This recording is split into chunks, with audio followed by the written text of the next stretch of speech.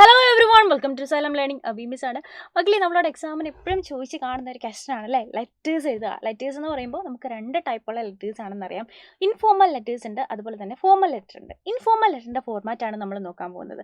Informal letter എന്ന് പറഞ്ഞാൽ നമ്മൾ അൺഒഫീഷ്യൽ പർപ്പസിന് ഫ്രണ്ട്സിന് റിലേറ്റീവ്സിനൊക്കെ അയക്കുന്ന ലെറ്റർ ആണ് അല്ലേ.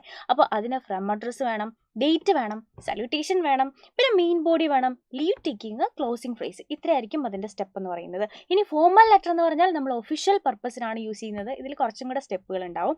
ഫ്രം അഡ്രസ്സ്, ഡേറ്റ് വേണം, ടു അഡ്രസ്സ് വേണം, പിന്നെ സല്യൂട്ടേഷൻ വേണം, പിന്നെ സബ്ജക്റ്റ് എന്തിനെ പറ്റിയിട്ടാണോ നമ്മൾ എഴുതുന്നത് ആ ഒരു സബ്ജക്റ്റ് നമ്മൾ എഴുതുക, പിന്നെ ഇൻട്രൊഡക്ഷനും മെയിൻ ബോഡിയും ലീവ് ടേക്കിങ്ങും ക്ലോസിംഗ് ഫ്രേസ് ആയിരിക്കും നമ്മുടെ ഫോർമൽ ലെറ്ററിൻ്റെ ഫോർമാറ്റ് എന്ന് പറയുന്ന ഒരു എക്സാമ്പിൾ മിസ് കാണിച്ചു തരാം. ഇവിടെ ഡേറ്റ് ഉണ്ട് അല്ലേ, ഫ്രം അഡ്രസ്സ്, ടു അഡ്രസ്സ് ഉണ്ട്, ഡേറ്റ് ഉണ്ട്, സല്യൂട്ടേഷൻ ഉണ്ട്, ഇവിടെ നമ്മൾ സബ്ജക്റ്റ് കൊടുത്തിട്ടുണ്ട്, പിന്നെ പറയാനുള്ള കാര്യങ്ങൾ നമ്മൾ പാരഗ്രാഫ് വൈസ് ആയിട്ട് എഴുതിയിട്ടുണ്ട്, ലീവ് ടേക്കിങ്ങും ക്ലോസിംഗ് ഫ്രേസ് ഉണ്ട്. ഇത്രയാണ് ഫോർമൽ ലെറ്ററിൻ്റെ ഫോർമാറ്റ്. സോ എക്സാമിന് ലെറ്റേഴ്സ് വന്നാൽ അടിപൊളിയായിട്ട് നിങ്ങൾ എഴുതുക ആൻഡ് ഇത് ഫ്രണ്ട്സിന് ഷെയർ ചെയ്ത് കൊടുക്കുക.